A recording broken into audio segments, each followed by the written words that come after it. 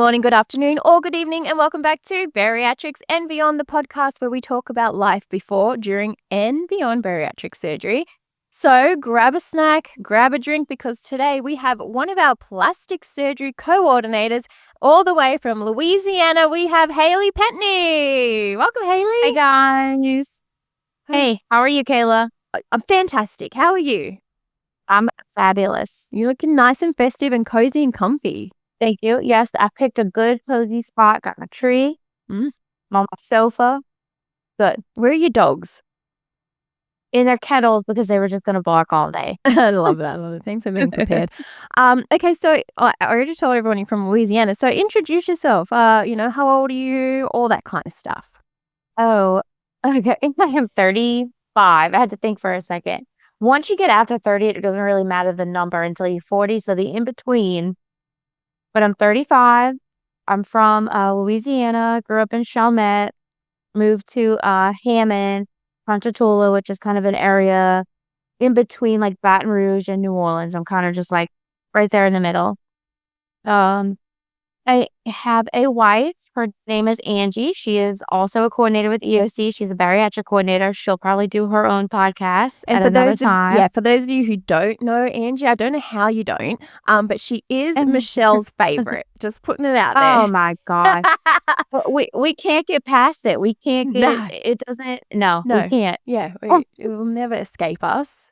No, escape. We'll never escape it. Michelle and Angie never miss an opportunity to let everyone know that she's the favorite. Yeah. I think they just rub it in at this point.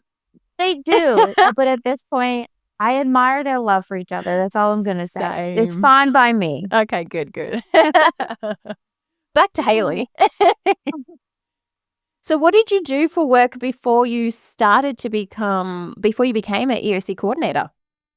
So before I did this, I was in radiology doing x-rays, and then I got certified to do MRIs. So I'm a x-ray tech, and also got registered in MRI. I do it a little bit on the side here and there just to keep my skills up and to keep my, my social hospital life alive. But yes, that's 100% EOC, 2% MRI. That's all right. You got to, because we work from home. So it's like even just having interaction with people, it's important. Exactly. That's why I go sometimes and I'm like, and they're like, You're like, I'm just here, so I'm not in my pajamas for the fifth day running. Right. Exactly. So how did you fall into working for EOC? How did that come about? So my mom, I'm very connected. My mom is Christine, who is also a bariatric coordinator. So she went and had surgery with EOC, and actually it was a lighter meal when my mom went. But I'm not sure how she got in, but I was her assistant at the time when things kind of blew up. It was that TikTok that Kayla did. It blew up. It was moving at a very quick pace, and she just needed some help kind of keeping up with the admin side tasks. Of things, right? Yes, just like her tasks of things, not like the emails of questions and stuff, but like the uploading the passports and doing the flights and that kind of stuff. So I was her assistant at the time. So I was helping her a lot and doing those kind of things. And then what had happened was Dr. Ochoa was fairly new, and he had a coordinator. Her name was AJ. She was Michelle's sister. And she was needing some help, so I started helping her too. And then I transitioned into his full-time coordinator. Michelle had asked if I wanted to do it, and I was like, yes, absolutely. And then so that's how that kind of happened. So just honestly, the right place, the right time. Yeah. So was it a hard decision, because you've gone through school and, you got a really good job and it's, it's a career and it's what you know.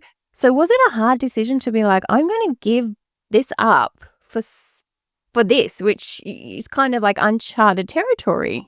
Yes, it was a scary decision because you go from one thing being so consistent and it's like a definite paycheck and you have definite hours and stuff. And like, I only knew the tip of the iceberg with EOC at that point in time.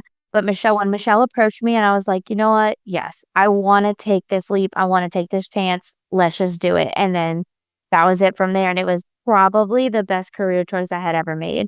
I got to meet so many people, and it's just so many opportunities, and all the learning I got to do is just the best career choice I ever made. Yeah, I would agree. It's Yeah. it's like the best job ever. It is. So you are a plastic surgery coordinator, but you've also been on your own weight loss journey. So can you tell everyone a little bit about that? Yeah, I can. I wrote this down because I wanted to get the times right. But, We'll so hold I you to had it. so I had the sleeve, the gastric sleeve in 2018, and it worked very well for me. And then I was one of the, What was your unfortunate highest weight, people. Haley, before we Um, 250. Damn, okay. Yeah. And so today I am, 160. Crazy. So I think it's like 90 pounds-ish. But, I had the sleeve in 2018. It did work really well for me, and then unfortunately, I am the one of the people that never got rid of my GERD, or, like, it got worse. And so a couple years later, I was like, "You know what? Let me just go do the revision." There's really nothing else at this point that I feel like is going to help. So I did, changed my world, completely different day and night, and, that was in 2022. I went back, did the revision. I had a little bit of regain, but then the revision to the, not full RMY. So the revision to that helped me lose the rest of the weight where I was. And then in March of this year. When you had your revision, were you already the plastic surgery coordinator? Yeah, Mhm. I think it Okay. was. Yeah. I think it was like my first, maybe like a couple months into it, or like my first year into it, because this October made 3 years for me. So yeah, I was about a year into it Yep. because I had my revision in 2022. Right. And then you had your mummy makeover with your coordinator, your surgeon, Dr. Ochoa. You Surgeon, actually yeah. coordinate for Dr. Ochoa and Dr. Rios. So let's Yes. put that out there. But you had your mummy makeover with Dr. Ochoa this year. Yes. So talk to me about how did it feel when you reached the BMI goal and all of that? So I felt like I had like camaraderie with all my patients that like worked so hard to get there. And then like all the people on the Facebook, and they're like, "Oh my God, I made it to 31." I felt the same. I was like, "Oh, finally made it." And then you get there and you're like, "Oh, well, is it time to do that part? Because that part's scary."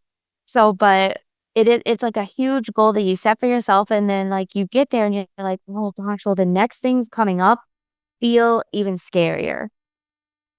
And they were, but it also was one of the best decisions I've ever made. That's awesome. So take us back to your weight loss journey. So had weight been were you overweight your whole life? Was this a struggle, or was this later on in life? Yeah, no, pretty much my entire life. I remember being a kid and just being sad because you can't wear the cute things that all your friends are wearing. And I'm short. I'm like 5'2.5", 5'3" on like a good day and on my plastics application. And you just being short like that, you don't have any leeway, you don't have any room for anything to go. So, and when I look back at like pictures when I was like a teenager, I was like, "Dang, that's when I thought I was fat." And like now, and as an adult, you see it and you're like, you really weren't, but still at the same time, I always was chubby, chunky. I always had a little belly. And this was all despite being very active. I was on cheerleading and dancing. I did things every day of the week. So, yeah, pretty much my whole life. And then you've got really skinny sisters, just like I grew up. Like, we're one of 3 girls. Actually, you guys, it's kind of crazy because Haley looks like she could be my sister's sister, and I look like I could be her sister's sisters, because her sisters are blonde and blue-eyed, and my sisters look like Haley. So we've actually done. We had, remember that photo that I did, and we did a family swap, and I put you as me. Yes. It just fit right in. And just then makes more also sense. anytime me and Nicole show up anywhere, we're like wearing the Same thing. It's crazy. I'm like, I probably switched our birth or something. But we have that in common. Like, we're one of 3 girls, but we were the chunky ones out of the 3. And it was like, we didn't do anything different than our sisters. No, If because my anything, sisters we're were in probably like, gymnastics and everything. if anything, we're probably like I like eat better than both of them, and then I was, probably doing more than, so it's just, hey man, we got that, we got lucky with Oh, the genetics, didn't it's we? the genetics is what it is, yep, I don't know who I blame. unfortunately. Like, is it my mom or is it my dad? I don't know. But yes, so weight was a thing for you. So at what point, like, what was your aha moment? At what point were you like, you know what, I think I need weight loss surgery? So I think it's the pictures is what happens. It's like you get so used to your everyday life and you look in the mirror and you're like, yeah, I could lose some weight, but then you see a picture and you're like, dang, is that me? And it's like, oh, whoa, okay, we got to do something. And then also, like at this point, I was still working at the hospital and I was like, I am out of breath moving people. Like, how am I going to continue to move my own body at this size if I can't even like help someone out of like a wheelchair or into a stretcher or something like that?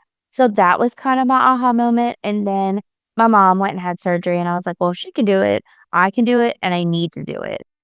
Um, I also had just started a new relationship, which was Angie, and I knew that was going to be a new world of adventures and other opportunities that we were gonna take, like traveling and flying and doing things that I hadn't done before. So I was like, I need to get this under control so I can live and have fun with that. I love that. I love that. It And so were you your mum's companion, or when you had weight loss surgery in Mexico, was that the first time you've ever been to Mexico?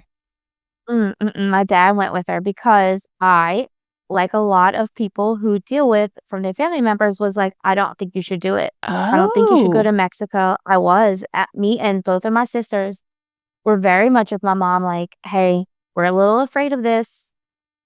We wish you wouldn't do it." And she, like many others, was like, "Guys, I've done my research. I need you to trust me.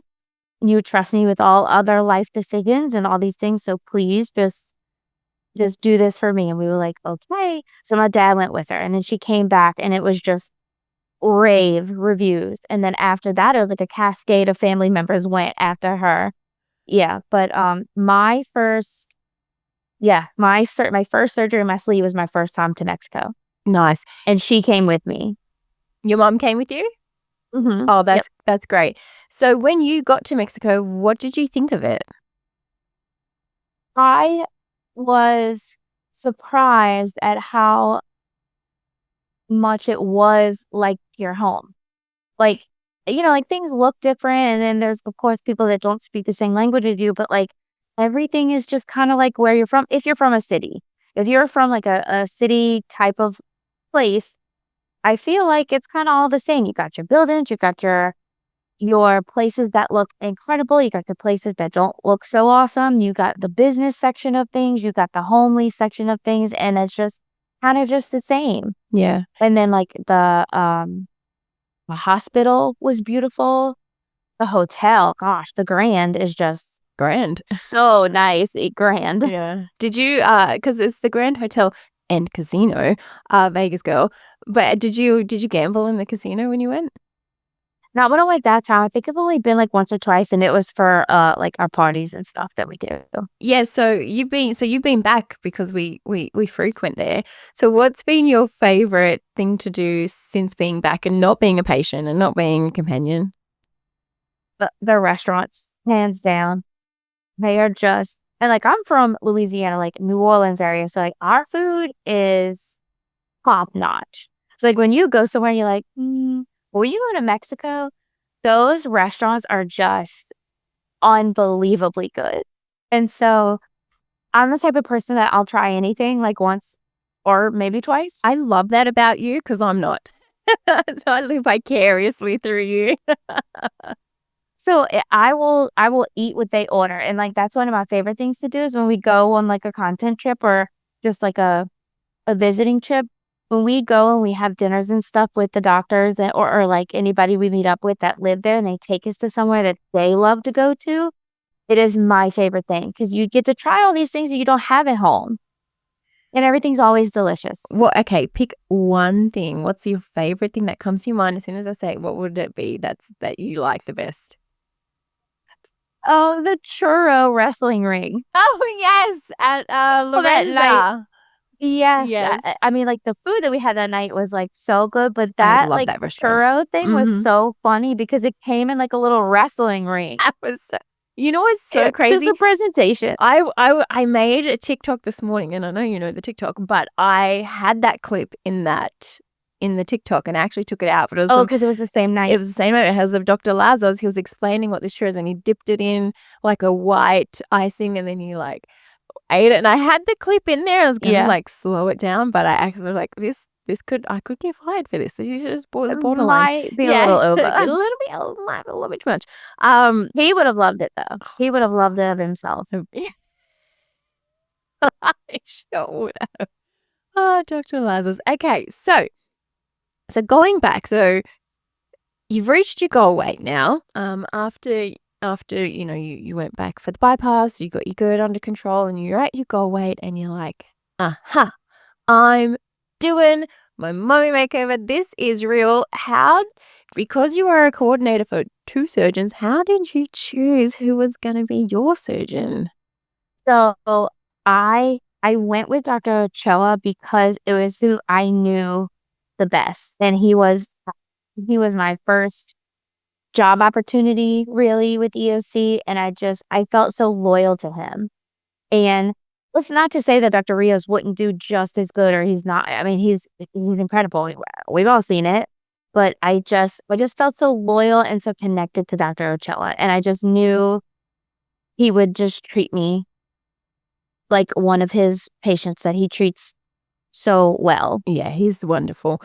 Now, I feel like the hardest part for pretty much almost all of us with plastic surgery is the consultation, where you gotta send in the nudes. So, how was that for you? Was it awkward because, you gotta send you talk to him every day, and you Yeah. so So how it was was that? awkward for a couple reasons. Like I'm pretty much in general not modest at all, but it was awkward because number one, I had to send them to Alyssa, who was doing the consults. So I she would is have my bypassed coworker. that stage, actually. I I, would have just I done it. didn't, girl. I did it like I You was didn't buy the book. I did. And so I sent him to Alyssa, who is not only my coworker, but she's like one of my work besties, like you. Yes, so, like, I had to send her that, and then it was going straight to him, and I was like, "Oh." The title, like, "Warning, incoming nudes." Right. But also, like, I didn't put any emojis anywhere either, I sent it. I was like, "You know what? If I'm gonna do this, I am doing it." Going all And in. I sent it, and then I ignored it, and I was like, "Well, you know what? He sees everybody all the time, It's so." true. Like, it's just our bodies are just a canvas for them. It's just like opening an Excel spreadsheet, I can just imagine, Exactly. so Yeah. it's nothing to them, but it's everything to us. Um, and so talk us through, the whole 'cause pl right now, I feel like everybody wants plastic surgery. The world wants it. We had a huge influx of people a couple years ago having bariatric surgery. Now, all these people have reached their weight loss goal, and they're ready. Everyone is ready for plastic surgery. So, being a plastic surgery coordinator and going through the process, can you kind of explain the process and give people the heads up about what to expect? Yeah, so I think, like, my biggest piece of advice for, like okay, so people, researching. Let's start with the people that are new to the page and researching. Read every single thing that comes across your eyeballs. Everything. All of the things that we post, all of the questions other patients have. Read everything that you possibly can because the more understanding you have of what you're gonna go through is going to help you during and after. So read everything that you possibly can. Google terms, look up what all of the procedures mean and just learn everything that you possibly can. And then for people who are, I guess, ready to book, get your stuff in order. Decide like when you think would be a good time for you to go. Get some lab work done to see kind of like where you're sitting at, just like a generalized to see if anything needs to be fixed or if you need to work on anything. Or I mean, sometimes we have people that'll go get blood work done and they learn something new about themselves. Like they'll have a thyroid issue. They're like, oh, hey, this is a little bit off. And then the surgeons will be like, hey, you should go see your PCP for this and just get like like another panel or maybe some meds or whatever. So they kind of learn things through the blood work we ask for too. And then, I mean, yeah. And then people who are booked and ready and are coming, write your questions down. You're going to go to a pre-op and you think you have it already and you don't. Because I went and I have met Dr. Ochoa multiple times and I got there and I was a nervous wreck, like starstruck all over again, sitting there, nudie booty, and your questions leave your brain. And so, but here I am as well. Yeah, I'm just going to take some pictures. Just sneak in there a little bit. Yeah, so you think you're fully prepared and then you get there and then your nerves hit. And that is so normal and it happens to everybody. So that is my biggest advice too for people going, write your questions down. That's a good one. The next one is do not wash hair markings off. I know we get in the shower and we're like, God, I gotta be clean. When you gotta do the HIPAA cleanse and you gotta do all the things, don't wash them off. Ever.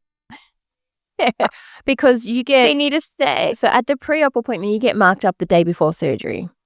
Correct. So, and then that's what you mean. So like, yeah, you're going to go home that night, you're going to have a shower because you're going to refresh, smelling like a daisy for the surgery the next day, but just wash with ease. Don't wash those markings off. Okay. So it's surgery day. But for me? For you or advice, how is it? What do people need to expect? Surgery day, I was less scared nervous than I was excited and ready nervous. And you're gonna everything kind of goes quickly. Like it does. You get there. It happens fairly fast for plastics once you're at the hospital. You get there and like a bunch of people will come in. You'll get your IV and you kind of feel you're like, oh gosh, is it ever gonna get to 9 a.m. or whatever it is? And then all of a sudden, boom, it's there. And it's like, oh God, am I really ready? Yes, you're really ready. It's okay. You probably don't have to pee. It's just your nervous pee. It's okay. All of that happens. But I felt more excited than scared because I was like, okay, after this is my next new adventure and it is going to be so much fun. And so I just kept telling myself that, like, this is what's next and this is what you're going to wake up to. So my excitement, like my nerves or my excitement. And another side of that is that like I said earlier, I've been overweight my whole life. So like I've never looked the way that I look now, ever in my life. So I knew that was something to look forward to too. Like I didn't have like a hot bod, before. It's huge to wrap your head around that, isn't it? It is. Yeah. It is. Still, I'm like 9 months out and still I'm like, yeah, is it me? And it is. It is me. When you don't have to lift your tummy up to wipe under it or wash under it, like that's just like, what? No, yeah. A lot of people don't understand that. They've never been in that position. But in saying that, like, I think plastic surgery is it's you looking at it, you think it's way more physical than it is mental. I would say it is way more mental than it is physical, because physically, yeah, you just got to kind of like rest up, but mental, it gets quite challenging. So what was like the toughest day for you with your recovery, and why was that? Probably, so I'm thinking when I got in the van to go home, so that was like post-op. Well, so post-op day 1 when you're still in the hospital, they'll come and they'll cut off your bandaging to put your faja on to bring you back to the hotel. That part was a little scary, to be honest, because you have all these phantom feelings of like your old self still there. So, but when they cut that off, it's so tight. When they cut it out, you kind of feel like you've been released, but then you look there and it's like, oh, it's all gone. It's a very trippy. It's crazy. And that's the first time you're seeing your body too. Yes, Yeah. because you're bandaged, you're in ACE bandages and everything, so that feeling was weird. So then, like, going back to the hotel, you're a little scared because you feel like every bump is just you're gonna unravel from the Mhm. middle. So that is scary, but then you're like, "Okay, I'm a little bit tougher than what I thought." Maybe probably day 3, and then, that when everybody says after day 3, it's kinda just like you're uphill or you're yes, like everything gets better after that, that is true. And what I explain to people when they ask is that, like, you go from being so independent to not at all. Codependent. And yes, Yeah. like, and you can't even you just can't you're more frustrated and emotional than you are in, like, actual physical pain because you can't just, like, get up and go to the bathroom. It is a process to do any movement you're thinking about. And it's a process to get comfortable too. I think that's also a lot of the frustration. It's like, I'm not in pain. I'm just uncomfortable. I can't get comfy. And you get frustrated, and that is normal. So if you're listening to this and you're feeling that, that is 100% normal. Even to move to get comfortable is a process. Yeah, So, but that gets better every single it day. does. I think, yeah, I think for you, I think it was day 3 for you because I was there and then I remember just coming in and I'm like, how you feeling, Haley? And you're like, you were just, you seemed just so over it and so defeated. And I'm like, I promise you, like in the moment, you don't want to hear it. And in the moment, you're like, whatever. But I'm like, it gets better. Like, this is going to be the hardest day. And I don't know if why, but it is. It's just such an I don't know uncomfortable. why either, but it is. And it's what everybody says. And that's kind of what I held on to. And I was like, they were right. Yep, it's true. And another thing which I wasn't ready for, and I think it happened to you as well, is you are just so tired. Like having a shower and getting back in your faja, even if you got an army of people putting it on you, by the time that is done, you're like you're Yes. so You just fall right exhausted. asleep. Mm-hmm. Yeah, like Yeah. you get very exhausted very quick. I was surprised at how tiring the whole process was. But then, it makes sense. Even knowing how the process is gonna go, it is still surprising how you feel through it. Mhm. Yeah, but I wouldn't say pain at all. I just say it's like the discomfort and exhaustion. But it makes sense because like our body, especially like if you have the full kit and caboodle, you're basically like chopped in half twice. You know what I mean? So our body is just working overtime just to repair and restore itself. And that's why you got to listen to the doctor's instructions when they say just rest. And that's what you got to do.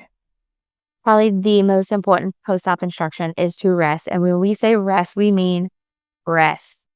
And that's another good, thing to think about when you are in your pre-op phase and you get everything ready. Prepare your house and your family for not having you for 6 weeks. No laundry, no cooking, no dishes, no regular house things that you would normally do. Because I know a lot of our patients are moms and wives, and they're the glue to their family. And so if you prepare yourself and your family before it happens, I think it makes for an easier post-op transition into that. And even just sitting on your sofa, I know that you feel like, "Oh, I am not doing anything. I'm not contributing. Um, I need to be doing more." You don't. This is your time. So so do what you need to do beforehand to prepare everybody that you are out of commission for 6 whole weeks. And another really big thing we always say around week 3, you start to physically feel like you can do more. Don't. Because that is when openings and complications can and will occur when you start thinking you can do it, right? Right. So if a complication does occur, what should patients do? The best course of action if it's like an emergency type of situation, you can email me, but you should go to an urgent care. Like if you have fever or something is red or you fell and something has like busted open or something, you go right away and then you email me. Other things that you realize that are kind of happening slowly you send me pictures, I send them to the surgeons, and they give the directions for how to treat it.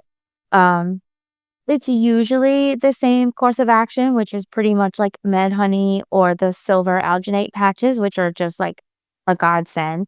But it's usually that. But sometimes they have different directions for people, and sometimes people can come back to Mexico. Like if you can get there, they will take you like no charge for that type of thing. But yeah, you email me, I send it to them, they send back directions, and I give it directly to you. Yeah. So you're their coordinator, before, during, and after this whole thing. It's not just like, all right, you've had your surgery, see you later. Like you guys, your coordinator's with you the entire journey. So that's really like, I love that about it, because people think that they don't have that support, but no, you absolutely do when you get home too. Like and it's crazy because with plastic surgery, because there is, we are scheduling out quite far in advance. There's some people that you're with them for like a year or two, and it's like, you become little, BFFs almost, huh? Yeah, and then, like, sometimes, like, if I don't hear from somebody after surgery, I'm like, "Oh, hope she's doing good." Like, You miss them. we do, and it's kinda like, I'm glad they're not messaging me because that probably means you're doing wonderfully, but, like, when I don't hear from them, I'm like, "Oh, hope everything's alright." Maybe they'll post on Facebook. You're so sweet, Haley. I love that. But I love the Facebook group because it is a way to everyone to kind of like keep in touch, and it is really cool to see people, because a lot of people, they do post their journey like while they're in Mexico, and then you don't see them much after that. But then there are those people that are like, "Hey, here's me, first time in a bikini. Here's me in some lingerie." And you're like, "Yes, you go, girl." I love that. Yeah. Yeah, I love that too. So what would you give like advice on like what to pack taking to Mexico for plastic surgery? What do you think are the must-haves? Um, a must-have for me, 100%, I could not have survived without, was the kiwi. And Same. I know it's kinda, like, controversial because I feel like it's half and half, but I am telling you, there was no way. I was not doing it without that thing, and then, like, our thigh lip girlies too, like, I can't imagine being without it. It was so helpful. So okay, for people that are hearing shiwi and they don't know what it is, can you explain what a shiwi is? I can. So it's like a female urinal device is, like, the nicest way to say it, but you can put it on the area and stand up to go to the bathroom. You don't have to worry about sitting down and, like, if you've had an arm lift, you don't have to worry about, like, using your arms to get down on the toilet, or a thigh lift, you don't have to worry about the up and down motion. I mean, when you have to the other one, you gotta do that, but just going to go pee, it made it so easy. I used it at the airport, I used it when I got home. Girl, I used it after I didn't need to use it. I was like, this is just way more competing, and guys have got it good. Mine is sterilized and in its little pack waiting for me to use it again. Same. I'm like, I'm I not getting rid of this I thing. loved it. Yeah. Nope, never. Mhm, It's genius. Road trips, just in case. mhm. And they have disposable ones too for the people who are traveling and stuff, which I wish I would have known for the airport, 'cause that got a little awkward, like, coming out of the stall and rinsing it, but at that point, you don't care. You're just like, "I wanna get home." Yeah, I'm You not just getting an rinse it. opening. I'm not bending where I Yep. don't need to Yep. bend. Yeah. Mhm. So, Yep. shiwi, what else do you think? You need your socks, you need your compression socks, so that's like a non-negotiable. And then, I basically hung out in my faja and my zip-up bra the entire time. I brought, like, loose boy short underwear, and I put those over my faja because I knew I was gonna have people coming in, like, you were coming in and out, and then, like, the nurses who were just coming to visit were coming in and out. I didn't want it to get, Yeah. awkward. So, I kept the underwear on, and then the only other thing I used was I had, like, a loose dress that I wore to my post-op appointment. Mhm. But other than that, I feel like you don't need any clothes. So unless you plan on, like, meeting up with your surgery sisters on the medical floor, nowhere else, you can bring, like, those people bring, like, the zip-up Zip-up robes and robes, stuff. yeah. Yeah, I think I lived in my robe. That was basically it. Some people did perfectly fine with like a baggy t-shirt and sweatpants. That's what I wore home. Sweatpants and a big t-shirt and a jacket because it was cold. But you don't overthink it and don't overpack. You are going to just be hanging out basically in your underwear the whole time. As far as like extra little, dibs and dabs for recovery, I think everyone has, different things that they do, like Juven and then lymphatic drops and arnica. And like, what did you take and what do you think like really helped you? So I took the arnica from we got it from the pharmacy at EOC, so I did take that. And I tried the Juven. It doesn't taste bad to me. I know a lot of people are just think it's gross, and then some people don't mind it at all. I didn't find that it made a difference, but some people say it does, so I don't know. But it wasn't for me. The only thing that I rebought like 3 or 4 times were the lymphatic drops, the Mary Ruth lymphatic drops. And I like those. And then I did take the arnica and I drank the arnica tea too, because sometimes you just wanted to sit here and just drink something warm and it would just make you feel better. So I did that too. But I think the arnica pills were helpful too with the swelling. Yeah. So that's probably all you really need in Mexico, huh? Yeah. I didn't get too crazy with like experimenting and trying things out, but people do swear by the Juven. So I think if you don't mind making that investment because it is a little pricey, then it is worth it to try. Yep. And then also keeping like a really like light, clean diet after really helps too, like, protein rich, because, protein it's a builder, so it's going to repair as well. So like having a good diet and low sodium, because you do swell after plastic surgery. So that's also really handy knowledge to have too. Yeah, you feel so tight, so you don't want to eat. I think a lot of people just feel like they don't have an appetite, and it's probably because you're so tight. And because you've just had a muscle repair in your abdomen and you got the faja on, so and then you are swelling, so you are tight. Everything's right. You are tight. Mm. Yes. And so I probably, which is, I don't recommend this, but I just couldn't help it. But I probably didn't eat for the first 2 days. And the nurses, or maybe even 3, but the nurses kept coming in. They're like, you have to eat. And I was like, I know. And I want to. Because like Angie's getting all this delicious looking stuff, but I just couldn't. No appetite. And then so Angie actually went down to the EOC office and got the bra. I think Michael's mom makes it. I am telling you, it revived me. Oh, good. I like, my soul came, and I was like, this is the best bra I have ever had in my life. And then I felt better after that. I guess I just needed like the nutrients from it, maybe, but I felt better after that. And then I was able to eat. I did like the vegetables and the fruit and stuff like that. Yep, good. And there's also I know a lot of plastics patients are past bariatric patients, so people freak out like, where am I going to get my protein shakes from and that kind of thing. So in the Grand Hotel, there is a convenience store, and it's not the one by our office, it's the one on the ground level, and they actually sell protein shakes, because you had a few protein shakes. I think I remember getting some from there. Like, yeah, me and absolutely. Ange getting you some from there too. So don't freak out if you don't, because you can only bring a certain size luggage. You can grab your protein shakes from that store. So that's also really handy, especially if you're not able to eat volume-wise a lot of food, but, kind of get you. But I remember they had like a bunch of options, right? Like y'all came back. Now that you're saying, I kind of forgot about it. Well, because also it's all a blur, but you said it, and I was thinking, I'm pretty sure Angie brought me back like this like caramel pretzel protein shake, and I was like, dang, this is good. So they have a whole bunch of options of like different types and flavors, I think, like brands. I mean, yeah, I go to TJ quite often. And so sometimes it's a hit or miss of what they're going to have, but I always find something there. So I've had everything from like Fairlife there, but I try to do like a plant-based. So when I'm there, they do have Orgain. And last time they were there, I'm pretty sure they had the one that I get here, which is OWYN, OWYN, only what you need. So yeah, they're keeping up with the protein game in that little convenience store. It's on that ground level all the way down the end, and they have everything from protein shakes to eyelashes and glue if you need, and hair Aquanet. They have it all. Even souvenirs. So yeah, that's really handy to know, because I know we get a lot of people in that group going, where is that store? And they only see that little one near our office.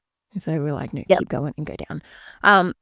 Okay, so we've said it but let's loop back. You coordinate for Dr. Ochoa and Dr. Rios. So, spill the tea.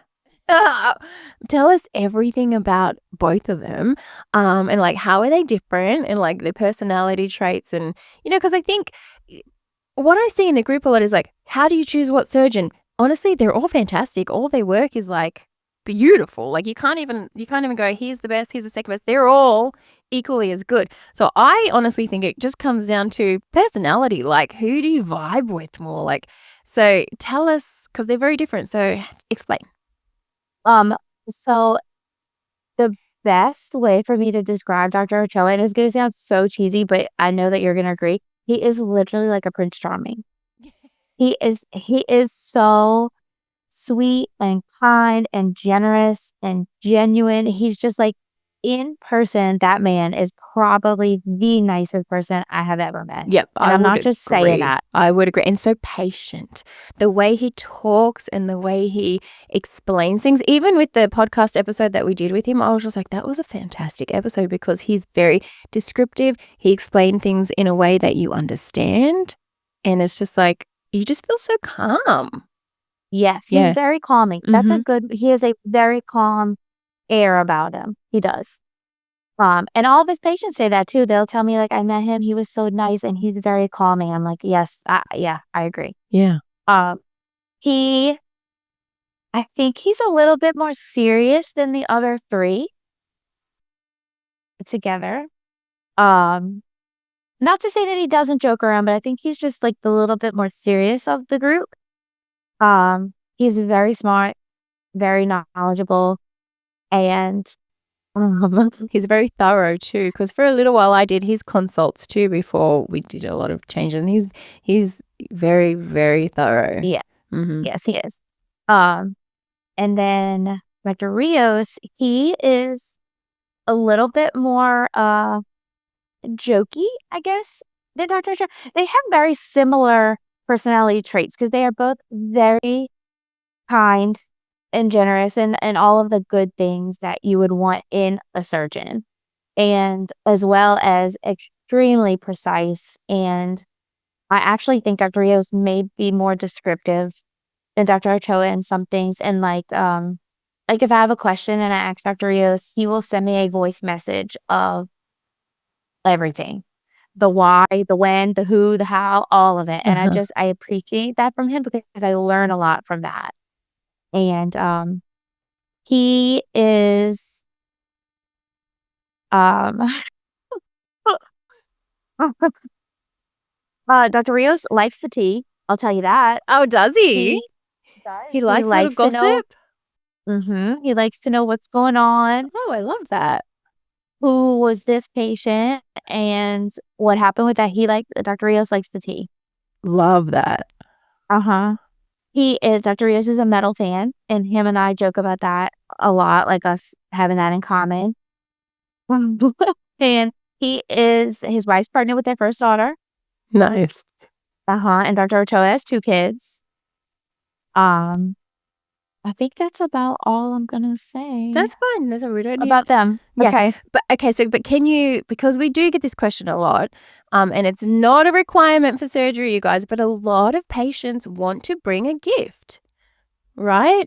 And I'm sure they ask you, what do I bring, and what, shirt size are they? So what would you recommend if someone says, what do I get, Dr. Ochoa, or what would I get? Because they're very, very different. What would you say?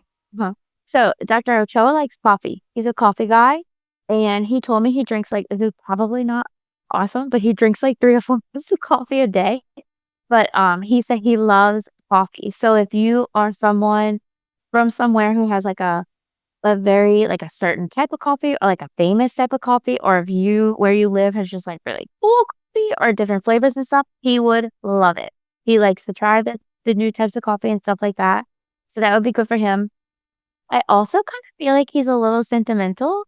It's if you got something personal from you personally, he would appreciate it. I think somebody made him a bobblehead doll, and it is still sitting on his desk. Oh. And which, of course it is, but I think he's a little bit more sentimental. And then Dr. Rios, he's a football fan. He likes the Rams, the LA Rams, and whiskey. He's a Ooh. whiskey guy. Okay. Mhm. The only thing with the alcohol is you can't take it up to their office. Oh, you can't? No, you know why I know? Because, You know why I know? because I've tried to smuggle it in before. Not me, Nicole. Yeah, I figured this out last trip. Because, well, I don't know about Dr. Rios's office because I've actually never been there. No, me So either. We need to I'm get there. talking about new medical plaza. New What's it called? City. New City. Mhm. I always get New confused. City. New City, where Dr. Ochoa and Dr. Nico's office is.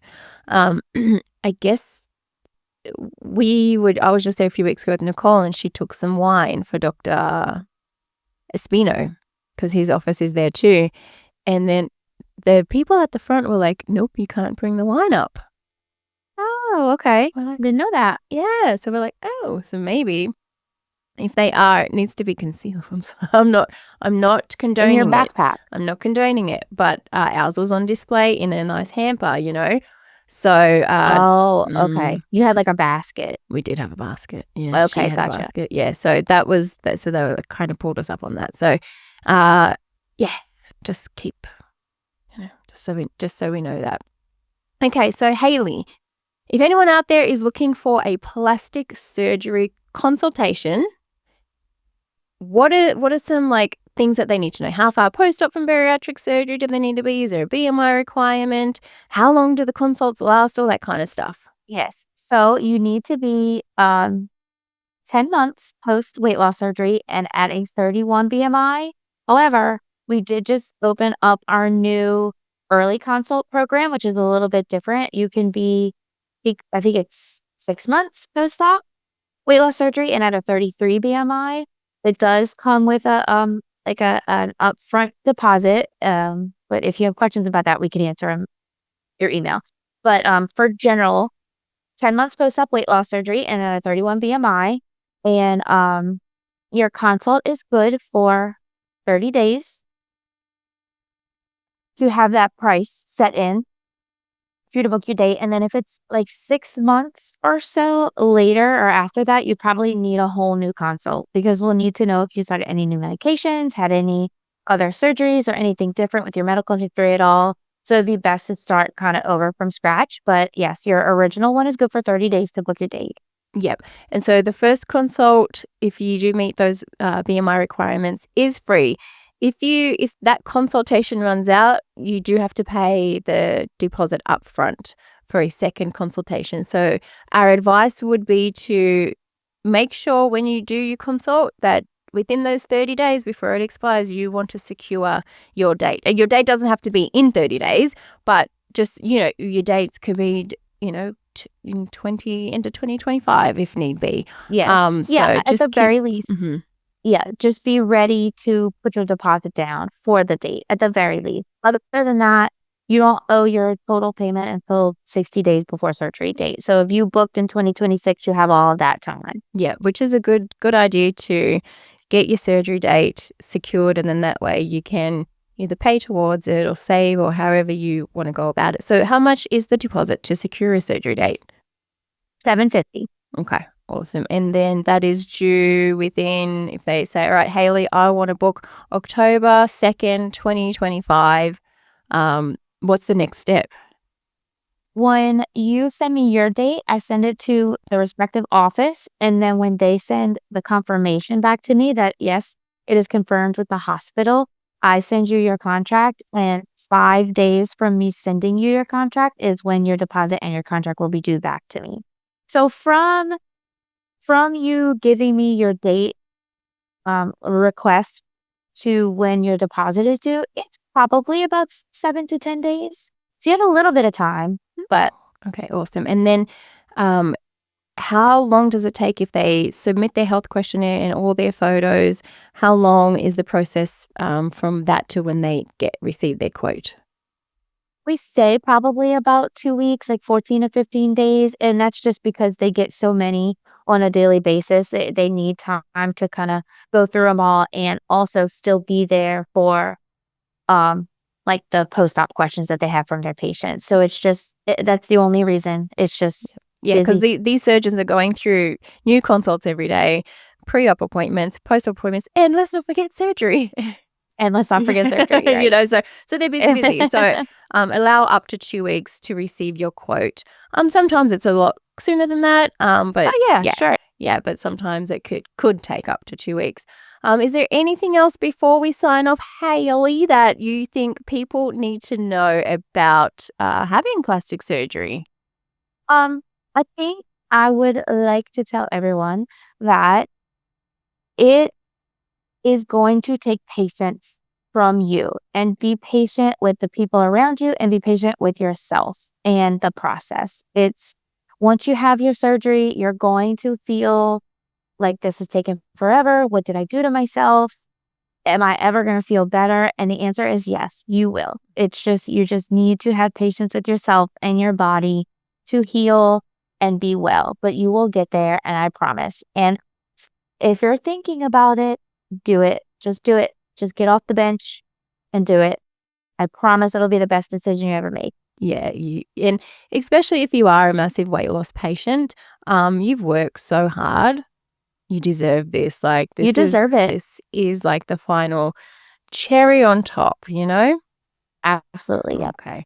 Well, Haley, cheers.